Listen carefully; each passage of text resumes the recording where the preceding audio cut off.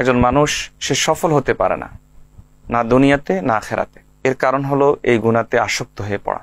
বছরের পর বছর, সেই যেদিন থেকে অ্যান্ড্রয়েড সেট হাতে এসেছে সেদিন থেকে যে গুনার সাথে পরিচিত হয়েছে, আজ পর্যন্ত ছাড়তে পারে নাই। চিন্তা করেছেন কত বছর আগে শুরু করেছে? কত বছর আগে এই কাজটা আপনি শুরু করেছিলেন, এখনো ছাড়তে পারেন নাই। এই গুনাহ, এই গুনাহটাই মানুষকে দিনের দিক থেকেও পিছিয়ে দেয়, দুনিয়ার দিক থেকে তো আছেই। বর্তমান সময়ের সাথে খুব মিলে যাচ্ছে অতীত মনীষীর একটি চমৎকার কথা। কেমন যেন তিনি এই যুগের অবস্থাকে দেখেই কথাটা বলেছেন। হাফিজ ইবনুল কাইয়িম রাহিমাহুল্লাহ তিনি বলেন যে, আজমা আল আরিফুন আন্না জুনুব আল খালাওয়াত আসলুল ইন্তিকাসাত।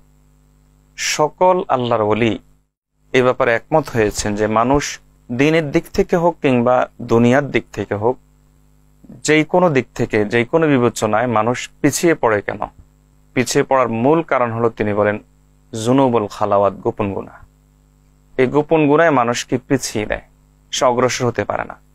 আপনি চিন্তা করে দেখুন, এই গোপন গুনাহ যদি না থাকতো, তাহলে জাগতিকভাবে চিন্তা করুন যে আপনার স্কিলটা কোথা থেকে কোথায় চলে যেত, আপনার সফলতা, তার গল্প আরো কত সমৃদ্ধি হতে পারত, আপনি আরো কত সফলতার গল্পে প্রবেশ করতে পারতেন।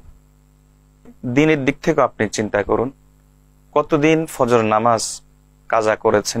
এমনও লোক আছেন যে যারা দিনদার, নামাজের প্রতি আগ্রহী, কিন্তু ফজর নামাজটা পড়তে পারে না। কত বছর আগে জামাতের সাথে ফজর নামাজটা আদায় করেছে, এটাও হয়তো অনেকে ভুলে যেতে বসেছে।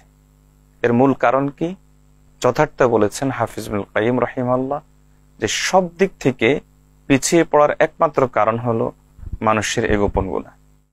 গোপন গুনাহ মানুষকে কেবল যে জাগতিক বিষয় থেকে পিছিয়ে দেয় এমনটি নয়, বরং ধীরে ধীরে একজন মানুষকে ঈমান থেকেও বঞ্চিত করে দেয়।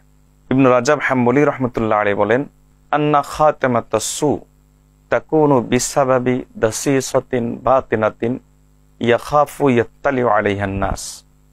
যে একজন মানুষ ঈমান নিয়ে কখন মরতে পারে না?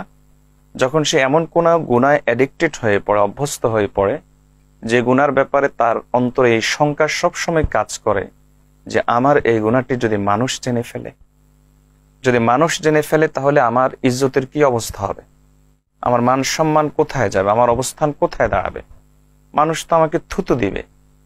বাহ্যিকভাবে আমি মানুষের কাছে ভালো মানুষ, কিন্তু ভিতরে ভিতরে আমি এই গুনাহগুলো করে যাচ্ছি।